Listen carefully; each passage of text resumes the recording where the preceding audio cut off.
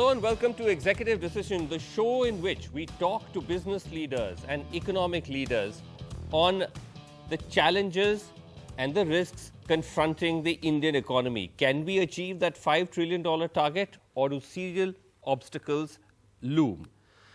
Today we're joined by Mahesh Vyas. He's the CEO and Managing Director of the Center for the Monitoring of the Indian Economy, which is the Mumbai-based think tank and business information company. Mr. Vyas, thank you very much indeed for joining us on the show. Let me just first start by asking you, Mr. Vyas, what you make of the current state of the Indian economy, because even on that there is so much debate.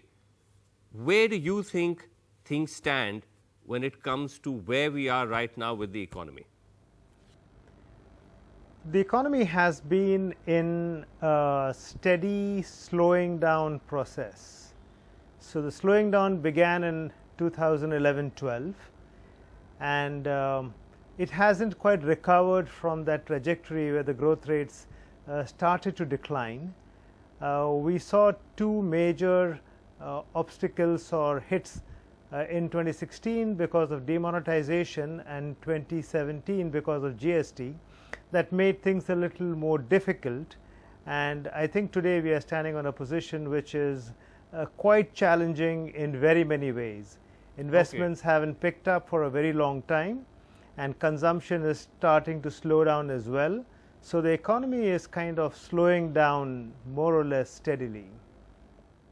Okay, you're saying the economy is slowing down steadily. The reason why I asked you that is because you've been putting out data. CMIA has had no qualms in putting out data which has been pointing to this worsening, especially looking at the numbers you put out on jobs. But the latest numbers that you put out on jobs seems to suggest that in the middle of a slowdown, jobs are actually increasing. Explain that. So we are slaves of data. If the data says jobs have gone up, we report that. When they were going down, we reported that as well. But yes, we need to explain why in the midst of a slowdown has the job scenario improved in September.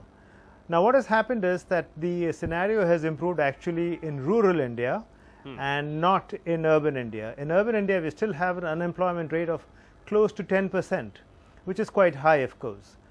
In the month of September, we saw a sudden improvement in the rains, as the result of which there was a sudden improvement in the Kharif sowing. Okay. While in the recent past only about 3 million hectares of additional land came under Kharif sowing in the month of September, in September 19 we saw 5.3 million additional hectares come in. Now when you have so much more land being tilled, you have so many more hands required. That's what led to a sharp 6 million jobs being created in rural India. Okay, so I think this is a 1 month blip. This may go away in October. Okay, so the number that got widely reported, that there's been an increase of almost 70 lakh jobs in the month of September, you're saying most of that has been in rural India? Yes. Of the 70 lakh, 60 lakh were in rural India. Oh, so almost the entire amount has been in rural India, and you're saying that's largely on account of the fact that the monsoon somewhat abruptly improved? Correct. But there's been no big improvement in jobs in urban India? Not at all. And the unemployment rate is touching 10% over there, which is very high and worrisome, and jobs are not there for graduates and postgraduates. So the situation on jobs continues to remain very, very difficult.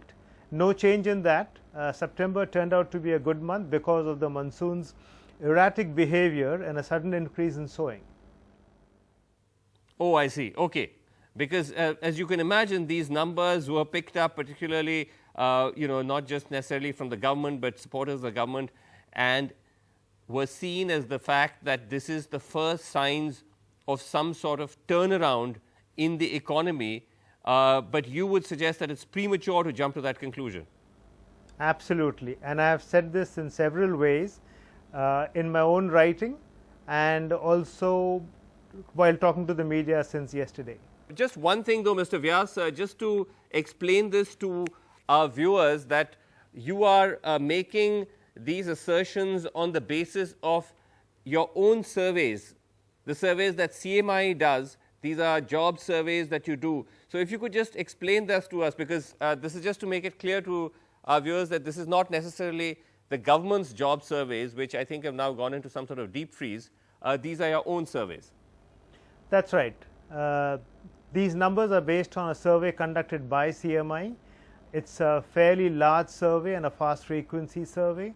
It's based on a survey of 175,000 households, of which about 44,000 households are surveyed every month. That's larger than the government survey. This is independently conducted by us using fairly good technology and estimation methods. So I think this is very robust, very reliable, and independent assessment of the labor markets in India. Okay, good. That's just you know, in the interest of information and sort of in a sense explainer disclosure to our viewers. But let me just try to understand this, Mr. Vyas, that even if you were to say that, look, it is only in the rural part of the economy or in rural India that the job situation has improved, doesn't that necessarily mean overall, though, that it will help this entire problem of a dip in demand, given the fact that so much demand is driven by the rural economy? It of course will help in improving demand, but there is a bit of a problem. Even after this big rush of sowing in the month of September, the total sowing of Kharif in 2019 is lower than it was in 2018. The labor that came in for sowing during June, July, August and September was lower than it was in the last year. So even the employment in September 2019 is lower than it was in September 18. So there is still a long way to go before we actually come up to the levels we were at earlier. Mind you, labor force participation rate was of the order of 45 to 47% in 2016. We are way below that. So even the total employment is way below what it was in 2016. There's still a long way to go before we catch up. Okay.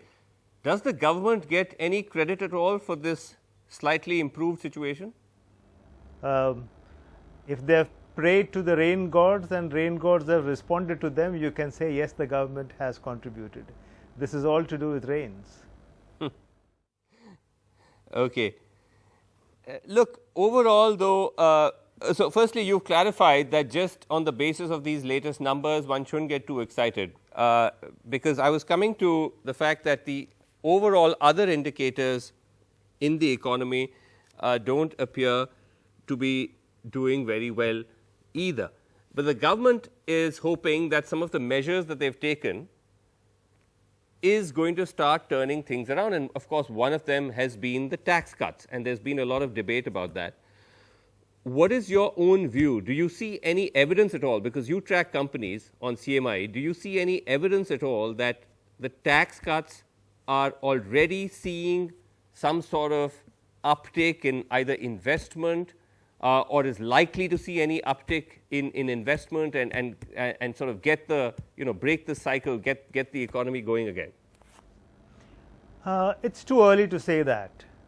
There is no indication which was immediate from the corporate sector that since the government has announced these tax cuts and fairly deep tax cuts, we are going to invest a lot more right now. So that's unfair to even expect. But there are no announcements of this kind that we have come across. I think the reduction in the corporate tax rates will have impact on investments only over the medium to long term. This is unlikely to have any impact in the current fiscal year. It is also slightly doubtful whether it will have any significant impact in the next financial year. That's because there is already excess capacity sitting with the corporate sector. So when they have got this excess capacity, I see no reason why they should go out and create more capacities and leave them idle. Because you mentioned this because one of the things that you pointed out in CMI, where you talked about how that 2018-19 was actually one of the best years for corporate India. There were robust earnings, but corporate India stayed away from investing in future capacities. That's right. And that's one of the strongest reasons why I believe that the tax rate cuts that we have seen now will most likely only translate into more dividends being given out to the owners of capital. It is unlikely, it would not make economic sense for those companies to actually go and invest. Even when in 2018-19 the corporate sector saw a very good increase in its top line, a good increase in its profits, and also in the profit margins. So not just the volatile profit number, but the margins went up. Even in that year, their investments into fixed assets, the growth rate declined to a 15-year low. So they don't see a link between profitability and asset growth. The asset growth or investments is linked to their expectations of profits in the future. When their asset utilization is already so low, when they have so much of excess capacity sitting with them, it does not make sense for any shareholder to expect their company to still go and invest.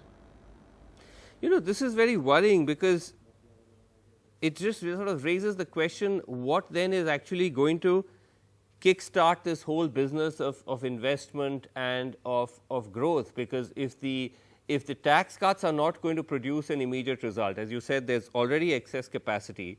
There has been other analysis as well, which says, Credit Suisse, for example, says that almost 90% of the benefits of the tax cuts could be absorbed by the companies themselves, either for reducing debt or just simply, as you put it, just as dividend.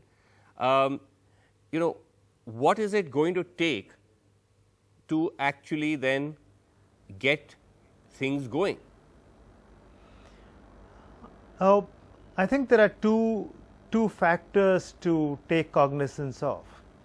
One is to understand where the problem is, and the problem seems to be on the demand side. It's not that there is no demand. It is just this, that the demand growth is not sufficient to absorb the capacities already in place. Okay. So we require to accelerate the demand to be able to consume that capacity which is sitting with corporates. How Till would that you does not suggest? happen. How does what can the government do to accelerate demand? That's usually done by a very Keynesian method to spur demand, to put money in the hands of people. That's not what is usually accepted nowadays, but we have seen a monetary approach towards management of the economy, which is interest rate controls, but we have had too long a prolonged period of a slowing down, or at least a feeling of slowing down. So it looks like we require a fiscal effort to spur demand. That's what it looks like, but I would like to stay away from too much of this analysis, because I'm not really a policy prescription person. I focus on measurement. I focus on measurement, and I see that there is an overhang of capacity.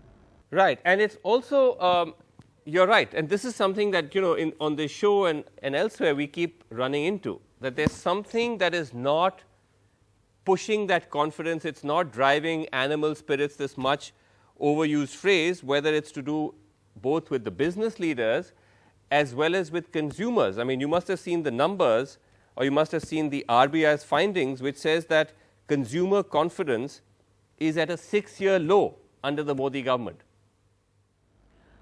That's right. So there is the need for confidence building. It's not only about giving money in the hands of people. That alone will not work. It will be wasted. What do you think is, so when you talk about confidence building, we have to first understand what is it that has pushed this confidence down? That's a little more difficult. I mean, I don't have the data or the information to be able to say what pushed it down. There's an uncertainty. I think there's an uncertainty of surprise moves. So demonetization is a shocker. There are other similar, one doesn't know what's going to come next. So Right. the effective guarantee that the government, I think, needs Right. to give to the people is that we're going to have a peaceful time, and in peaceful times we can grow and prosper. That does not seem to be the story. The story seems to be full of surprises, and that's not good for business. Okay. So it's this sense of unpredictability, it's a sense of uncertainty caused by moves like demonetization, you think, which has added to this sense of uncertainty, both at the top and the bottom level, both at the level of the business leaders, economic leaders, as well as at the level of the consumer. But are you picking up at all, Mr. Vyas, any straws in the wind which suggest that things are beginning to turn around? Because I actually went on to the CMI site and I found that you're finding that actually while urban sentiment is not rising at the same pace, perhaps is even coming down, in rural India, there seems to be a big jump in consumer sentiment. In the month of September. Oh, again, just in that 1 month. That's right. So it's linked to that sowing period going up, people getting jobs, people feeling happier, the sentiment shot up. As employment went up, sentiment shot up. That can come down in a month or two after the festival season is over. I don't want to be a spoil sport on this, but it does not still give me the confidence that that sentiment is going to last long. Oh, I see. Okay. So again, we're talking about something which could be fairly isolated and which could be fairly circumscribed. But Mr. Vyas, again, I know that you're very much a man of numbers and of measurable indices, but if you were to just try to do a little bit of a projection as to where all this is headed, because again, as you pointed out, the few instances that do seem to suggest a revival are fairly isolated and restricted to certain areas of the economy. Given the fact that the big picture numbers are all suggesting signs of concern, where exactly are we headed with this economic downturn? If things don't change soon, I think we will remain in the vicinity of 5% growth, low inflation, and low investments. Right. But if this continues for a couple of years more, it can get worse because if investments don't happen, and I don't see them happening for the next 1 year, even 1.5 years, because of the overhang of the capacity, then I really worry about the job situation. It is going to depress wages as well eventually, and the pressure on the government to do more handouts will increase. A large part of household incomes today is coming from transfers and not coming from actually wages. So that is a worrying sign that in the last few years the government has repeatedly had to give doles out. So state governments are doing this more aggressively. The central government did it last year. So the pressure to give these cash unilateral transfers is going to increase if jobs don't increase. That is really very, very worrisome. No, that is indeed worrying because, you know, we keep talking about India's demographic dividend, but then everyone keeps talking about how if the jobs don't improve, then we are heading into some kind of demographic bomb. That's right. That's really worrisome. And I hope we don't land up there and something turns up faster. Is this government now finally waking up to how serious the problem is? It looks like in the past few months, the government seems to be more responsive to worries about an economic slowdown.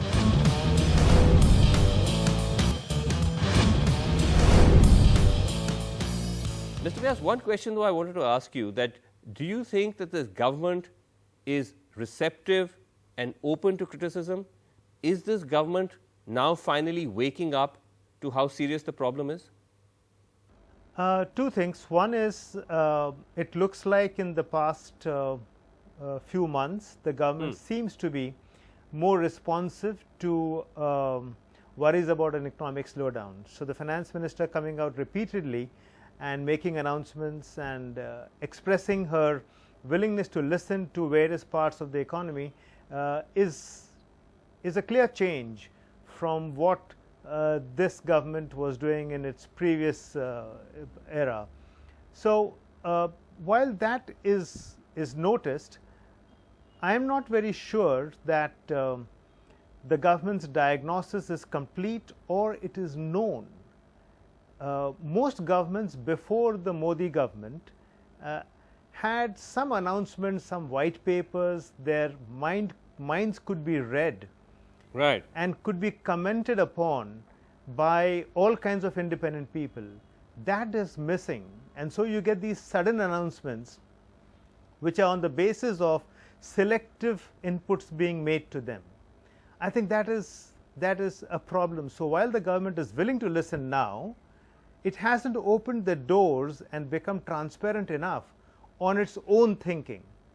That requires to be repaired so that this new openness actually gives its best benefits. Okay. Well, I hope they are going to be more receptive now and they will listen to the counsel of those like you. But thank you very much indeed, Mr. Vyas, for talking to us on Executive Decision. Thank you.